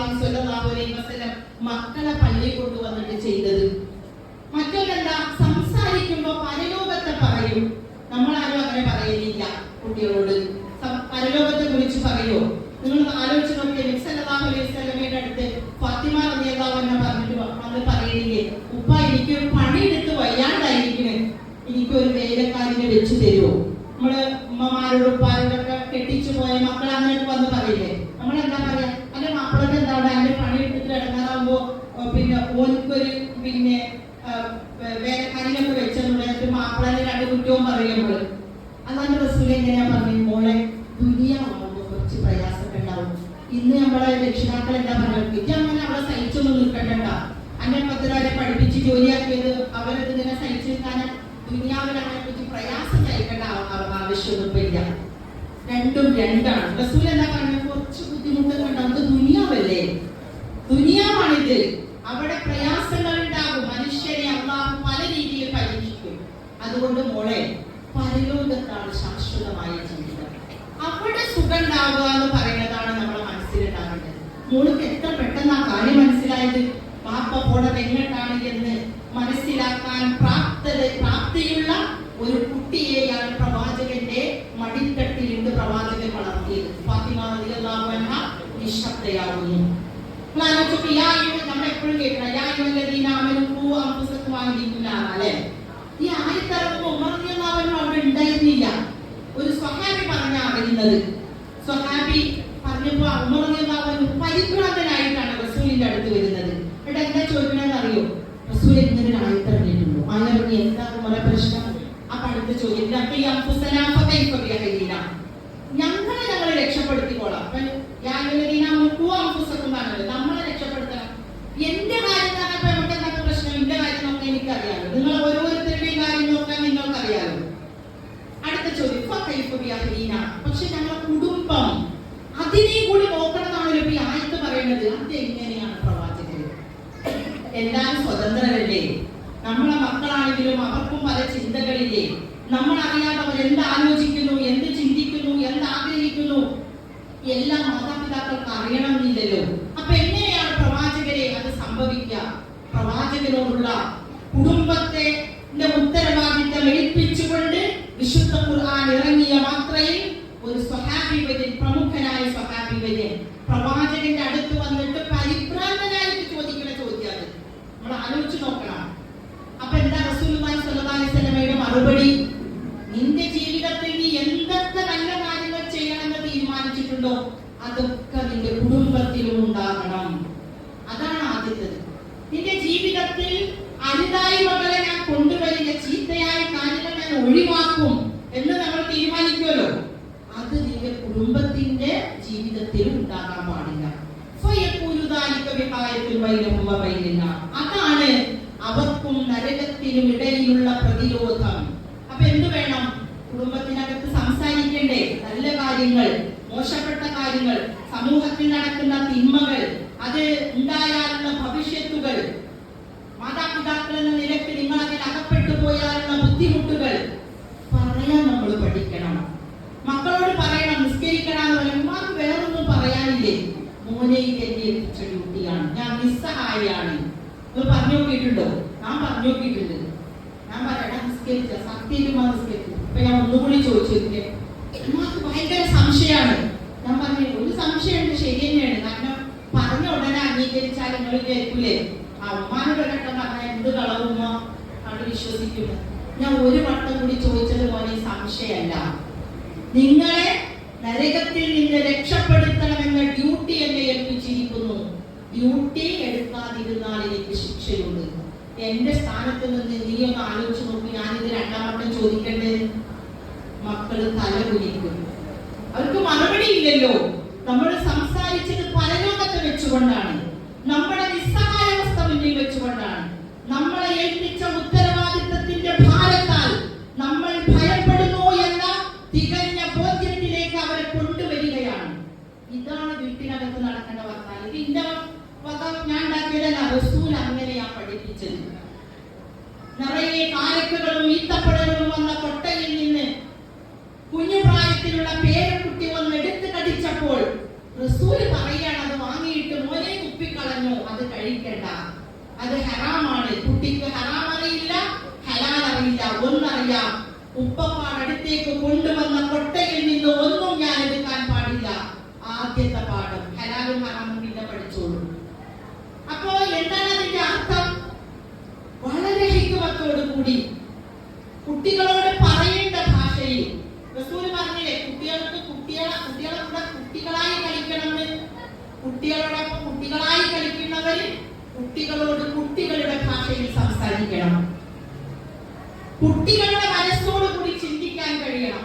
നമ്മുടെ മനസ്സോട് ചിന്തിച്ചാൽ പോരാ, കുട്ടികളുടെ മനസ്സിൽ നിന്ന് ചിന്തിക്കണം. ഇത് റസൂലുള്ളാഹി സ്വല്ലല്ലാഹു അലൈഹി വസല്ലം പഠിപ്പിച്ചതാണ്. അപ്പോൾ റസൂലിന്റെ അധ്യാപനങ്ങൾ, വിശുദ്ധ ഖുർആനിന്റെ വചനങ്ങൾ നമ്മൾ മറന്നു പോകുന്നതാണ്. പലപ്പോഴും പല പൊട്ടലും ചീറ്റലും നമ്മുടെ കുടുംബഘടനയിൽ ഉണ്ടാകുന്നത്. നമ്മളൊന്നും ഒരുമിച്ചിരുന്ന് ഒരു ഖുർആനിന്റെ 2 ആയത്തോതി ഉമ്മ ഒരു അർത്ഥം പറഞ്ഞ്, അല്ലെങ്കിൽ മുതിർന്ന മക്കൾ ഒരു അർത്ഥം പറഞ്ഞ്, വീട്ടിനകത്ത് ഇസ്ലാം ഉണ്ടാകണമെന്നൊക്കെ ചർച്ച ചെയ്ത് അവസാനം പിതാവിന്റെയോ മാതാവിന്റെയോ ഒരു പ്രാർത്ഥന, ആ പ്രാർത്ഥനയിലൂടെ നമ്മുടെ സ്വപ്നങ്ങൾ ഒഴുകി പരക്കട്ടെ, മക്കൾ അതിന് ആമീൻ പറയട്ടെ, സമൂഹത്തിൽ നടക്കുന്ന നെറുകേടുകളിൽ നിന്ന് എന്റെ മക്കളെ രക്ഷപ്പെടുത്തണേ എന്ന് ആത്മാർത്ഥമായ ഒരു പിതാവിന്റെ വാക്കുകൾ മക്കൾ കേൾക്കുകയാണ്, ആമീൻ പറയുകയാണ്. എന്തിനാ കുറെ ഉപദേശിക്കുന്നത്? എന്തിനാ അവരെ കുറെ അടിക്കുന്നത്? ഈ വീടിന്റെ അകത്തളങ്ങൾ എന്തായിരിക്കണം എന്നതിന്റെ ധ്വനിയാണ് ആ പിതാവിന്റെ മാതാവിന്റെ പ്രാർത്ഥനകളായി ഇവിടെ പരക്കുന്നത്. അത് കേൾക്കുന്ന മക്കളും പേരക്കുട്ടികളും ആമീൻ പറയുമ്പോൾ അല്ലാഹു സുബ്ഹാനഹു വ തആല അവർക്ക് കൊടുക്കുന്ന ഒരു വെളിച്ചമുണ്ടാവുമല്ലോ. ആ വെളിച്ചത്തിലൂടെ നയിക്കണമെങ്കിൽ നമ്മുടെ കുടുംബ ഘടനകളെ ഞാൻ ആമുഖത്തിൽ പറഞ്ഞതുപോലെ പുനഃസംഘടിപ്പിക്കണം. നമ്മളിൽ നിന്ന് നഷ്ടപ്പെട്ടത് തിരിച്ചു പിടിക്കണം. അവിടെ വിശുദ്ധ ഖുർആനിന്റെ വചനങ്ങൾ തിളങ്ങാനുള്ള സാഹചര്യം നമ്മൾ ഉണ്ടാക്കിയെടുക്കണം. നിങ്ങൾ ആലോചിച്ച് നോക്ക്, റസൂലുള്ളാഹി സ്വല്ലല്ലാഹു അലൈഹി വസല്ലം ഒരു വലിയൊരു ഹദീസിൽ പറയുന്നത്, കുട്ടികളുണ്ടായാൽ നല്ല പേരിടുക, നല്ല സാഹചര്യത്തിൽ അവരെ വളർത്തുക. അങ്ങനെ പറഞ്ഞിട്ട് പിന്നെ ലാസ്റ്റ് എന്താ നമ്മളെ ഒരു ഡ്യൂട്ടി എന്ന് പറഞ്ഞാൽ നിക്കാഹ് ചെയ്തു കൊടുക്കുക. അവിടെയാണല്ലോ ഒരു മാതാപിതാക്കളുടെ ഡ്യൂട്ടി അവസാനിക്കുകയാണ്. ഓരോ ഡ്യൂട്ടി കഴിയുമ്പോഴും പ്രാർത്ഥിക്കണ്ടേ? അങ്ങനെയാണല്ലോ. നമ്മള് ഒരു ഇബ്രാഹിം നബി അലൈഹിസ്സലാം മക്കളുണ്ടാക്കി കഅബ ഉണ്ടാക്കിയിട്ട് എന്ത് ചെയ്തു? അല്ലാഹുമ്മ റബ്ബനാ തഖബ്ബൽ മിന്നാ, സ്വീകരിക്കാൻ വേണ്ട അല്ലാഹുവിനെ പ്രാർത്ഥിക്കണം. അത് നമ്മുടെ പ്രവർത്തനങ്ങളുടെയും പ്രാർത്ഥനയുടെ ഒരു ചേരുവ അങ്ങനെയാണ്. അപ്പോ നമ്മൾ ഈ പണികളെടുക്കുക, നല്ല പേരിട്ടു, നല്ല രീതിയിൽ വളർത്തി, അവർക്ക് വിദ്യാഭ്യാസം നൽകി, വിവാഹപ്രായമെത്തിയ വിവാഹ പന്തലിൽ ഞാൻ വക പറഞ്ഞാണ്, വിവാഹപ്രായത്തിൽ വിവാഹം കഴിക്കണം. അപ്പൊ ആ കുട്ടിയോട് പറയണം, എന്താ പറയേണ്ടത്? ഞാൻ നിനക്ക് അദബൊക്കെ പഠിപ്പിച്ചു തന്നിട്ടുണ്ട്, എങ്ങനെയാ ഒരു മനുഷ്യനോട് പെരുമാറേണ്ടത്, നല്ല സംസ്കാരം എന്താണ്, ചീത്തയായ കാര്യങ്ങൾ എന്താണ്, ഒരു വിശ്വാസി എന്ന നിലയ്ക്ക് നമ്മൾ എങ്ങനെയായിരിക്കണം, നമ്മുടെ സ്റ്റാൻഡ്, ഇതൊക്കെ ഞാൻ നിനക്ക് പഠിപ്പിച്ചു തന്നിട്ടുണ്ട്. അത് മാത്രം പോരല്ലോ, ഇവിടെ ജീവിക്കാനും നാളെ പരലോകത്ത് ജീവിക്കാനും കഴിയുമോ വേണ്ടേ? അങ്ങനെ നിനക്ക് നല്ല അറിവൊക്കെ ഞാൻ വിദ്യാഭ്യാസമൊക്കെ തന്നു, നല്ല നല്ല ഡിഗ്രികളൊക്കെ എടുത്തു, അങ്ങനെയൊക്കെ ഞാൻ നിനക്ക് എൽമും തന്നിട്ടുണ്ട്. പ്രായമായപ്പോ ഞാനിതാ നിനക്കൊരു നിക്കാഹ് ചെയ്ത് തന്നിരിക്കുന്നു. ഡ്യൂട്ടി അവസാനിച്ചു, പ്രാർത്ഥിക്കണ്ടേ? അവിടെ പ്രാർത്ഥിക്കണം. അല്ലാഹുമ്മ ഇന്നി അഊദു ബിക മിൻ ഫിത്നതിക ഫിദ്ദുനിയ വഅദാബിക ഫിൽ ആഖിറ. അന്ത്യനാളിൽ പടച്ച തമ്പുരാനെ, ഇനി ഇവൻ ദുനിയാവിൽ അല്ലെങ്കിൽ ഇവള് ദുനിയാവിൽ ഒരു കുഴപ്പമുണ്ടാക്കി വിചാരിച്ചോ, 4 മക്കളായിട്ട് ആരുടെ കൂടെ ഓടിപ്പോയി, അയ്യോ തറവാടിൽ ഭയങ്കര മാനക്കേടായല്ലോ എന്ന് വിചാരിക്കേണ്ട. എന്താ, ഞാൻ നിരപരാധിയാണ്, ഞാൻ അല്ലാഹുവിനോട് അഭയം തേടുന്നു. ഇനി ഈ ദുനിയാവിൽ നീ എന്ത് കുഴപ്പമുണ്ടാക്കിയാലും അതിന്റെ ഉത്തരവാദിത്തം മാതാവെന്ന നിലയ്ക്ക്, പിതാവെന്ന നിലയ്ക്ക് ഞാൻ ഏറ്റെടുക്കില്ല. ഞാൻ അല്ലാഹുവിനോട് അതിൽ നിന്ന് അഭയം തേടുന്നു. അന്ത്യനാളിൽ നീ തെറ്റുകാരിയായി പാപിയായി അല്ലാഹുവിന്റെ മുൻപിൽ തലകുനിച്ച് നിൽക്കേണ്ടി വന്നാൽ, നരകാവകാശിയാകേണ്ടി വന്നാൽ, ഞാനിതാ അല്ലാഹുവിനോട് അഭയം തേടുന്നു, അതിന്റെ ഉത്തരവാദിത്വവും ഞാൻ ഏറ്റെടുക്കില്ല. ഇത് പറയാനുള്ള ഒരു ത്രാണി നമ്മൾ ഉണ്ടാക്കിയെടുക്കണ്ടേ? അത് ആ നിക്കാഹിന്റെ വേളയിൽ പറയുമ്പോൾ അതിന് മാത്രം നിങ്ങൾ എന്തിപ്പോ ഞങ്ങളെ പഠിപ്പിച്ചത്? മര്യാദക്ക് ഖുർആൻ ഓതാൻ തന്നെ ഞാൻ പഠിച്ചിട്ടില്ല, എനിക്കൊരു പിന്നെ മയ്യത്ത് നിസ്കാരത്തിന്റെ പ്രാർത്ഥന ഞാൻ പഠിച്ചിട്ടില്ല, എനിക്ക് വേറെയുള്ള കാര്യങ്ങളൊന്നും അറിയില്ല, പിന്നെ എന്ത് പ്രാർത്ഥനയാണെന്ന് ചോദിക്കൂലേ? ഇത് പറയാനുള്ള ശേഷി കൈവരിച്ചവരാണോ ഞാനും നിങ്ങളും അടങ്ങുന്ന രക്ഷിതാക്കൾ എന്ന ഒരു ആലോചന, ഒന്നുകിൽ ഒരു പുനരാലോചന നമുക്ക് അനിവാര്യമാണ്. അപ്പൊ നമ്മൾ തമ്മിലുള്ള, മാതാപിതാക്കളും മക്കളും തമ്മിലുള്ള ബന്ധം എന്ന് പറയുന്നത് യഥാർത്ഥത്തിൽ പരലോകത്തെ മുന്നിൽ വെച്ചുകൊണ്ട് ആ ബന്ധത്തിന്റെ ശക്തി എത്രമാത്രമുണ്ട് എന്ന് പരിശോധിക്കപ്പെടണം. ആ പരിശോധനയിൽ നമുക്ക് എന്താണ്, നമ്മുടെ മനസ്സ് തൃപ്തികരമാണോ, അൽഹംദുലില്ലാഹ്. അതല്ല, നമ്മുടെ മനസ്സ് അസ്വസ്ഥമാണോ, നമ്മൾ അതിനെ മാറ്റിപ്പണിയണം. അതിനെ മാറ്റിപ്പണിയേണ്ടത് എന്തെല്ലാം കാര്യങ്ങളിലാണോ അത് കൂടിയാലോചനകളിലൂടെ പെട്ടെന്ന് മാറ്റിപ്പണിയാൻ കഴിയണമെന്നില്ല. അപ്പൊ പൊട്ടിത്തെറികൾ ഉണ്ടാവും. അപ്പൊ നമ്മൾ അതിൻ്റെതായ ഹിക്മത്തുകളിലൂടെ നമ്മുടെ കുടുംബത്തെ തിരിച്ചു പിടിക്കാൻ നമുക്ക് കഴിയണം. അതാണ് ഞാൻ ആ ഒരു ഭാഗവുമായി ബന്ധപ്പെട്ട് പറയാൻ ഉദ്ദേശിച്ച കാര്യം. മറ്റൊന്ന്, ഇപ്പോ നമ്മുടെ പുതിയ തലമുറ നമുക്കറിയാലോ, അവര് ദാമ്പത്യ ജീവിതത്തിലേക്കൊക്കെ കടന്നു വരുമ്പോ കൂടുതലായി എല്ലാവർക്കും അവനവന്റെ അവകാശങ്ങളെ കുറിച്ചാണ്. എന്റെ അവകാശം, ഭാര്യ എന്ന നിലയ്ക്ക് എന്റെ അവകാശം, മകൾ എന്ന നിലയ്ക്ക് എന്റെ അവകാശം, ബാധ്യതകൾ ആർക്കും ഓർമ്മയില്ല. ഞാൻ എന്തൊക്കെയാ ചെയ്യേണ്ടത് എന്നത് ഓർമ്മയില്ല. നമ്മളെപ്പോഴും നമ്മുടെ മക്കളെ ബാധ്യതകളെ കുറിച്ച് ഓർമ്മപ്പെടുത്തുക. അവകാശങ്ങൾ താനേ വരും. ബാധ്യതകൾ നിർവഹിക്കാതിരിക്കുമ്പോഴാണ് നമുക്കൊരാള്, എനിക്ക് അർഹതപ്പെട്ട ഒരു അവകാശം ഒരാൾ തന്നില്ല, എനിക്കെന്താ കുഴപ്പം? എനിക്ക് ചിലപ്പോൾ പ്രയാസങ്ങൾ ഉണ്ടാവുമായിരിക്കും. പക്ഷെ അള്ളാഹുവിനടുക്കൽ അയാൾ എന്റെ ഭർത്താവ് എനിക്ക് തരേണ്ട അവകാശം തന്നില്ല എന്നതോടെ എനിക്ക് പ്രശ്നമില്ല. പക്ഷെ ഞാൻ നിർവഹിക്കേണ്ട, എന്റെ ഭർത്താവിനോട് ഞാൻ നിർവഹിക്കേണ്ട ഉത്തരവാദിത്വം നിർവഹിച്ചിട്ടില്ലെങ്കിലോ അതിന്റെ ഉത്തരം പറയേണ്ടത് നാളെ ഞാനായിരിക്കും. അപ്പൊ അതുകൊണ്ട് നമ്മൾ കുട്ടികളെ വളർത്തുമ്പോൾ തന്നെയും നമ്മൾ തന്നെയും പരസ്പരം അവകാശങ്ങളെക്കാൾ ബാധ്യതകളെ കുറിച്ച്, ഉത്തരവാദിത്തങ്ങളെ സംബന്ധിച്ച്, നമ്മൾ നിർവഹിക്കേണ്ട കടമകളെ കുറിച്ച് കൂടുതലായി ബോധവാന്മാരാകാനും ബോധവതികളാകാനും ശ്രദ്ധിക്കേണ്ടതുണ്ട്. ഇപ്പൊ പലപ്പോഴും അതാണ് നമ്മുടെ കുടുംബത്തിൽ സംഭവിക്കുന്നത്. അവകാശങ്ങളെ കുറിച്ചാണ് എല്ലാവരും സംസാരിച്ചുകൊണ്ടിരിക്കുന്നത്. ആരാണ് അടുത്ത ബാധ്യത നിർവഹിക്കേണ്ടത് എന്ന് ചോദിച്ചാൽ അവിടെ പലപ്പോഴും വട്ടപൂജയാണ്. എനിക്ക് പരിചയമുള്ള ഒരു സഹോദരിയുടെ വീട്ടിലുണ്ടായ ഒരു സംഭവം എന്താണെന്ന് ചോദിച്ചാൽ, പിന്നെ രണ്ടാളും തമ്മിൽ പ്രശ്നമാണ്. ചെറിയൊരു കുട്ടിയുണ്ട്. അപ്പൊ അവളുടെ പ്രശ്നം എന്താണെന്ന് ചോദിച്ചാൽ, പാല് കൊടുത്തത് ഞാനാണ്. എത്ര സമയമാണ് ഞാൻ വേസ്റ്റ് ആക്കിയത് എന്നാണ് ചോദിക്കുക. ഞാനിവിടെ ഇരിക്കുന്ന സ്ത്രീകളോട് ചോദിക്കണം, നമുക്ക് ആർക്കെങ്കിലും കുട്ടിക്ക് പാല് കൊടുത്ത സമയം വേസ്റ്റ് ആയെന്ന് തോന്നിയിട്ടുണ്ടോ? ആ കൊടുക്കുന്ന സമയം, നമ്മൾ ആ കുട്ടിയോട് സംസാരിക്കുന്നത്, നമ്മുടെ മനസ്സുകളിൽ ഒഴുകുന്ന പ്രാർത്ഥനകൾ നമ്മൾ ആരും അതിന് വേസ്റ്റ് ആയിട്ട് കണ്ടിട്ടില്ല. അപ്പൊ ഇവിടെ പറയുന്നത് എന്താണ്, ഞാൻ കുറെ സമയം പാല് കൊടുത്ത് വേസ്റ്റ് ആക്കിയില്ലേ, ഇനി കുട്ടിക്ക് കുറുക്ക് അതും കൊടുക്കട്ടെ. നിങ്ങൾ ആലോചിച്ച് നോക്കിയ ഒരു പുരുഷന് ഈ കരഞ്ഞോണ്ടിരിക്കുന്ന കുട്ടീന്റെ വായിൽ കുറുക്കെടുത്ത് സ്പൂണിലെടുത്തിട്ട് കുത്തി തിരുകാൻ മാത്രമുള്ള മനക്കെട്ട് പുരുഷൻ ഉണ്ടാവണമെന്നില്ല. ചിലർക്ക് ഉണ്ടാവുമായിരിക്കും.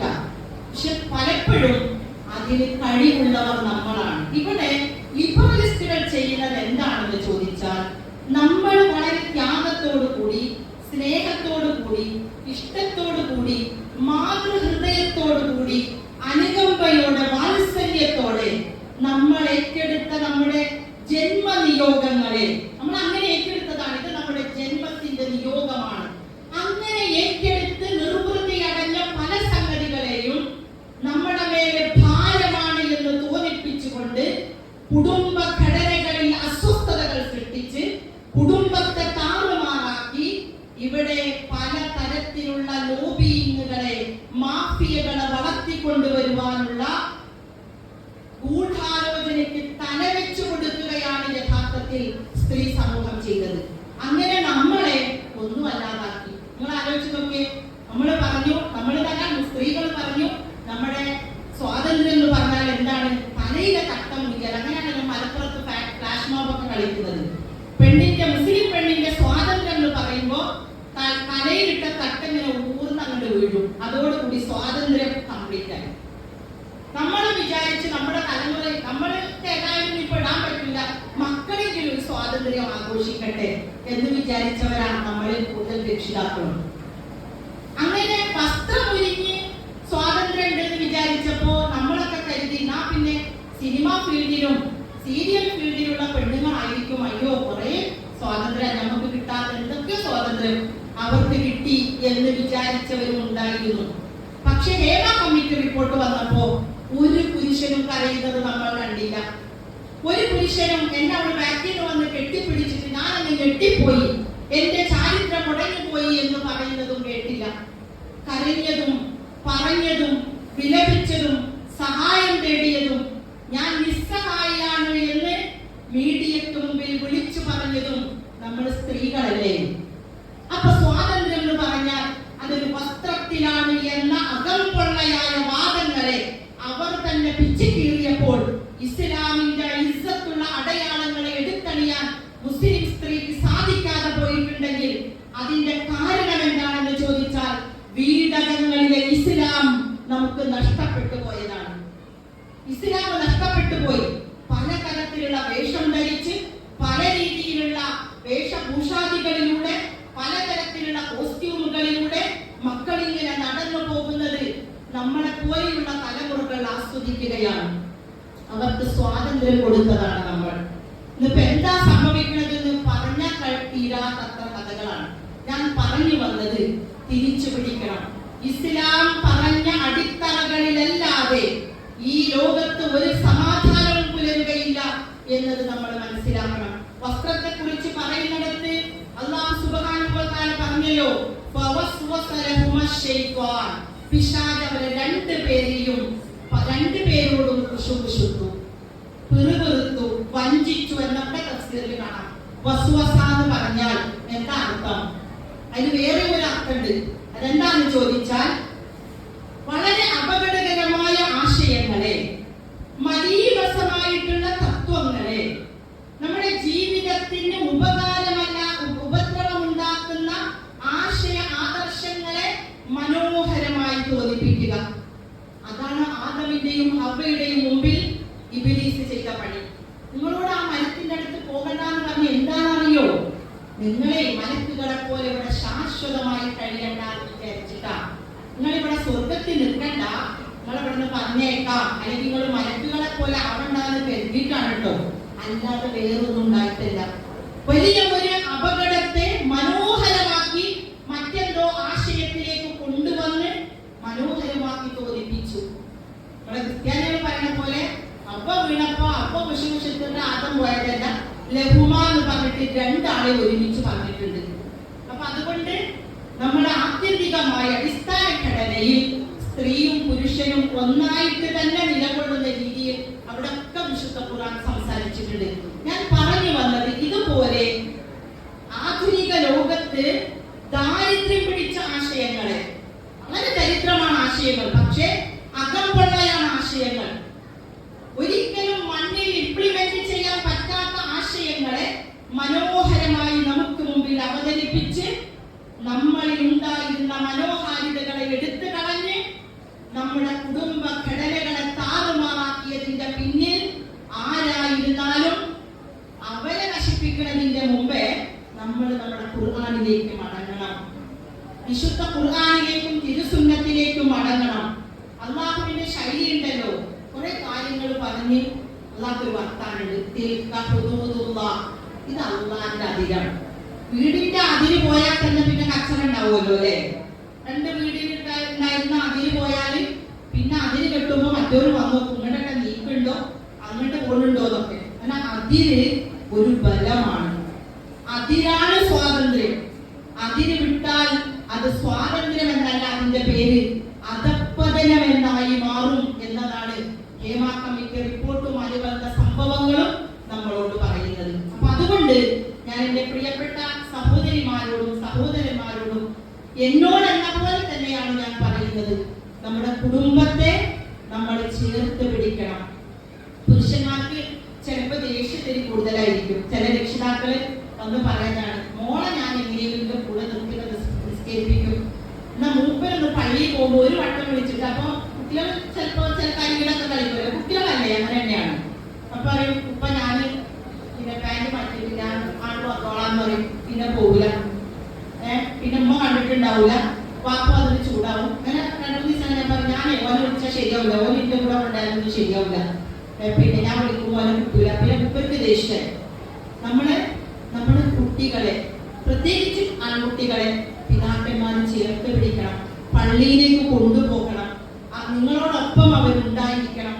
നന്മയുടെ കാര്യങ്ങളിലൊക്കെ അവരെ കൊണ്ടു നടക്കാൻ നമുക്ക് കഴിഞ്ഞിട്ടില്ലെങ്കിൽ നമുക്കറിയാലോ എന്തൊക്കെയാണ് ഇപ്പൊ സംഭവിച്ചു കൊണ്ടിരിക്കുന്നത് എന്നും എങ്ങനെയാണ് കുടുംബത്തിലേക്ക് പോകുന്നത് എന്നൊക്കെ നമുക്കറിയാവുന്നതാണ്. എല്ലാം കഴിഞ്ഞിട്ടാണ് ചിലർ വർത്താനം പറയാൻ വരും. ഇപ്പൊ എന്താണ് നാളെ എൻ്റെ അടുത്തേക്ക് ഒരു രക്ഷിതാവ് മോനെ പറഞ്ഞേക്കാന്ന് പറഞ്ഞിരിക്കുക. ഞാൻ എപ്പോഴും ആ കുട്ടീനെ കുറച്ച് വീടപ്പുറത്തുള്ള അയൽവാസിയാണ്, എപ്പോഴും കുട്ടീനെ വിളിക്കും. എസ്എന്റെ പരിപാടിയിട്ട് മോനെ പറഞ്ഞേക്കും. ടീച്ചർ അവർക്ക് കുറെ പഠിക്കാനുണ്ട്, അതുകൊണ്ടാണ് വരാത്തത് പറയും. എന്നാലും ഞാൻ ഓരോ പരിപാടിക്കും വിളിക്കും. അപ്പോഴൊക്കെ പഠിക്കാനുണ്ട്, അല്ലെങ്കിൽ കല്യാണമുണ്ട്, ഞാൻ അവർക്ക് പോവാണ് ഇങ്ങനൊക്കെ പറയും.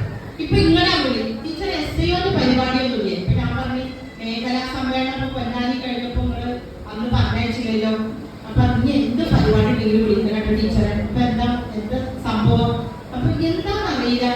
പിന്നെ ഇപ്പൊ കുറച്ച് ദിവസമായിട്ട് പിന്നെ നിസ്കരിക്കാന്ന് പറയുമ്പോ പറയും എന്തിനൊക്കെ നിസ്കരിച്ചിട്ട് കാര്യം, നിസ്കരിച്ചിട്ട് പിന്നെ ആ മെസ്സേജിൽ എത്ര പോലെ ആൾക്കാർ എങ്ങനെയൊക്കെ നിസ്കരിക്കണമെന്ന് കണ്ടപ്പോ എന്നിട്ട് പറഞ്ഞ അവർക്ക് എന്തെങ്കിലും സഹായം ചെയ്തു കൊടുത്താ.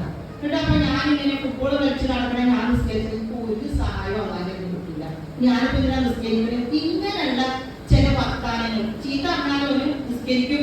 പക്ഷെ ഇങ്ങനെ എന്തോ ഒരു ഇതിൽ പെട്ടുപോയിട്ടുണ്ട്. എന്തോ ഒരു ഇതിൽ പെട്ടാലും പിന്നെന്താണ് പിന്നെ SI ഉണ്ട് അവിടെ, GI ഉണ്ടപ്പുറത്ത്. ടീച്ചറെ നിങ്ങളൊന്ന് വരും വർത്താനം പറയാൻ. ഞാൻ ആരെയും കളിയാക്കാൻ മോശപ്പെടും. അപ്പൊ ആലോചിക്കേണ്ടതല്ല, കുടുംബത്തെ കുറിച്ച് ദീർഘവീക്ഷണം ഉണ്ടാകണം എന്ന ഒരു ബോധ്യത്തിന് വേണ്ടി പറഞ്ഞു വെച്ചതാണ് ഈ ഒരു കാര്യം എന്ന് പറയുന്നത്. അപ്പൊ അതുകൊണ്ട് ഞാൻ അവസാനിപ്പിച്ചുകൊണ്ട്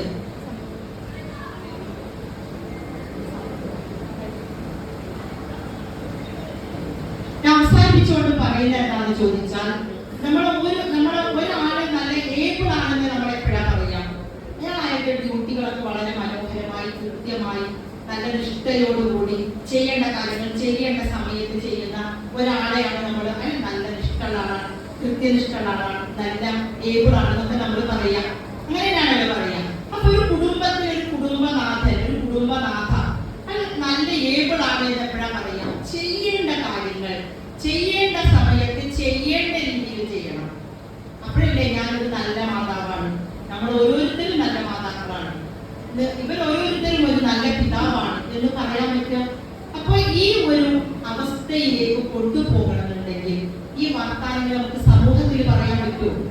ഞാനും എൻ്റെ ഭർത്താവും എൻ്റെ മക്കളും തമ്മിൽ തന്നെ സംസാരിക്കണ്ടേ? നിങ്ങൾ ഓരോരുത്തരും നിങ്ങളുടെ ഇണകളും നിങ്ങളുടെ മക്കളും നിങ്ങളുടെ വീട്ടിലുള്ളവരും തന്നെ സംസാരിക്കണ്ടേ? അതാണ് യഥാർത്ഥത്തിൽ നമ്മുടെ വീടകങ്ങളിലേക്ക് കൊണ്ടുവരേണ്ട ഏറ്റവും പ്രധാനപ്പെട്ട സംഗതി എന്നത് അടിവരയിട്ട് ഞാൻ പറഞ്ഞുകൊണ്ട് അവസാനിപ്പിക്കുന്ന ഒരു സംഗതി എന്താണെന്ന് ചോദിച്ചാൽ, റബ്ബ് സുബ്ഹാനഹു വ തആല നമ്മളോട് പറഞ്ഞ കാര്യങ്ങൾ റബ്ബ് പറഞ്ഞിടത്ത് നിന്ന് മാറിക്കഴിഞ്ഞാൽ, പ്രവാചകൻ കൽപ്പിച്ചിടത്ത് നിന്ന് നമ്മൾ തെറ്റിക്കഴിഞ്ഞാൽ പിന്നെ നമ്മുടെ ജീവിതത്തില് വ്യക്തിപരമായും കുടുംബപരമായും സാമൂഹ്യപരമായും ഒക്കെ അധപ്പതനവും നിന്ദനയും മാത്രമാണ് ഉണ്ടാവുക എന്ന തികഞ്ഞ ബോധ്യത്തോടു കൂടി നമുക്ക് ആ കാര്യങ്ങളിലേക്ക് നമുക്ക് മുന്നോട്ട് വരാൻ കഴിയണം.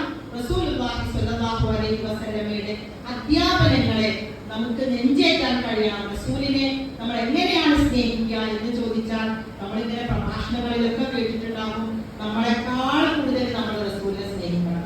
എങ്ങനെ അങ്ങനെ സ്നേഹിക്കാതെ നിങ്ങൾ ആരെങ്കിലും ആലോചിച്ച് നോക്കില്ല? എന്നെക്കാളും കൂടുതൽ ഞാൻ എങ്ങനെയാണ് റസൂലിനെ സ്നേഹിക്കുക? എന്നെക്കാളും കൂടുതൽ ഞാൻ റസൂലിനെ സ്നേഹിക്കാൻ പറയുമ്പോൾ റസൂലിനെ നമ്മളെ കൂടെ ഇല്ല ഉണ്ടെങ്കിൽ, പണ്ട് സ്വഹാബിമാരൊക്കെ അങ്ങനെയായിരുന്നു. റസൂലിനെ കാണുമ്പോൾ അവര് റസൂല് വെള്ളം കുടിച്ചിട്ടാണ് അവർ വെള്ളം കുടിക്കുക.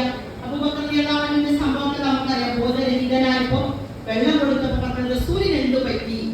റസൂല് വെള്ളം കുടിച്ചെങ്കിൽ റസൂലിനെ കാണാതെ ഞാൻ വെള്ളം കുടിക്കൂല. അപ്പൊ അവർക്ക് റസൂലിനോടുള്ള സ്നേഹം പ്രകടിപ്പിക്കാൻ അവസരങ്ങളുണ്ട്.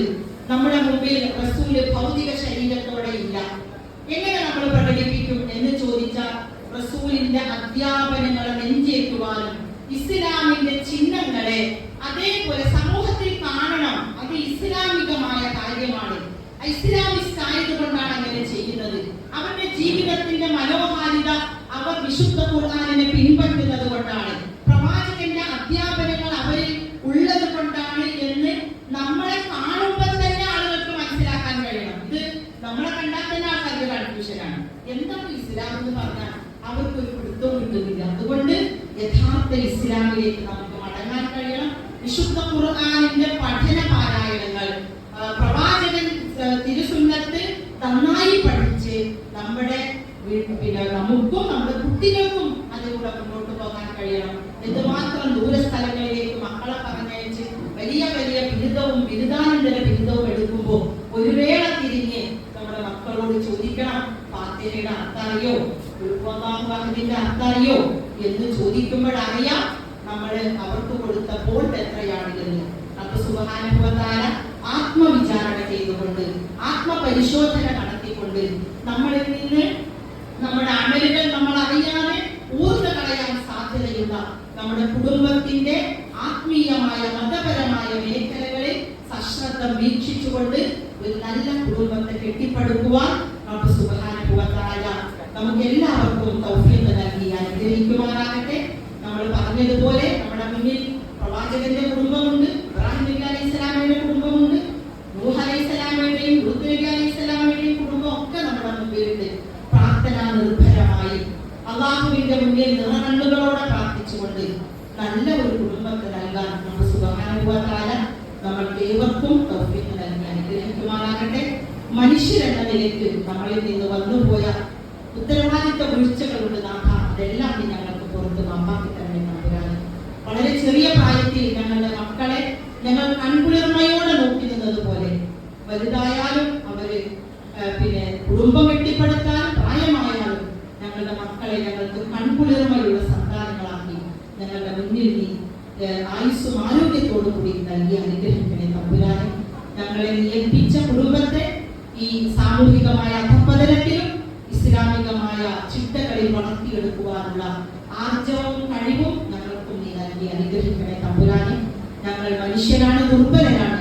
അറിഞ്ഞോ അറിയാതെയോ മറവി കൊണ്ടോ അശ്രദ്ധ കൊണ്ടോ ചിലപ്പോൾ സാഹചര്യങ്ങളുടെ സമ്മർദ്ദത്താൽ മനഃപൂർവമായോ ഞങ്ങളിൽ നിന്ന് വന്നുപോയ എല്ലാ തെറ്റുകുറ്റങ്ങളും നീ ഞങ്ങൾക്ക് പുറത്ത് മാപ്പാക്കി തരണേ തമ്പുരാനെ. ഞങ്ങളിൽ നിന്ന് വേർപിരിഞ്ഞു പോയ ഞങ്ങളുടെ മാതാപിതാക്കളുടെ അപകടങ്ങൾ നീ അവർക്ക് വിശാലമാക്കി കൊടുക്കണേ നാഥ. ജീവിച്ചിരിക്കുന്ന ഞങ്ങളുടെ മാതാപിതാക്കൾക്ക് ആയുസ്സും ആരോഗ്യവും നൽകി നീ അനുഗ്രഹിക്കണേ തമ്പുരാനെ. മരണപ്പെട്ടു പോയ ഞങ്ങളുടെ ഭാര്യമാർ, ഭർത്താക്കന്മാർ, മാതാപിതാക്കൾ, മക്കൾ, ബന്ധുക്കൾ, അയൽവാസികൾ, സുഹൃത്തുക്കൾ ഒരുപാട് പേരുണ്ട് നാഥ. എല്ലാവർക്കും നീ മഹ്ഫറത്തും റഹ്മത്തും നൽകി അനുഗ്രഹിക്കണേ തമ്പുരാനെ. അവർക്ക് പിന്നിൽ മരണത്തിന്റെ ഊഴങ്ങാത്തു നിൽക്കുന്ന ഞങ്ങൾക്ക് നാഥ റാഹത്തായ ഒരു മരണം തന്നെ നീ അനുഗ്രഹിക്കണേ തമ്പുരാനെ. ഞങ്ങൾ ഇട്ടേച്ചു പോകുന്ന സന്താനങ്ങളുടെ പ്രാർത്ഥനകൾ നാളെ ഞങ്ങളുടെ കബറിടങ്ങളിലേക്ക് എത്തുന്ന രൂപത്തിൽ അവരെ നീ സ്വാലിഹായ മക്കളാക്കി തന്നെ തമ്പുരാനെ. اللهم ربنا تقبل منا دعاءنا وصلاتنا وصيامنا وتخشعنا وتضرعنا وتغفر تقصيرنا وسائر اعمالنا وتلاوة قرآننا انك انت السميع العليم وتب علينا انك انت التواب الرحيم واغفر لنا يا غافر المذنبين. ربنا هب لنا من ازواجنا وذرياتنا قرة اعين واجعلنا للمتقين اماما. ربنا آتنا في الدنيا حسنة وفي الآخرة حسنة وقنا عذاب النار. آمين آمين برحمتك يا أرحم الراحمين. صلى الله على سيدنا محمد وعلى آله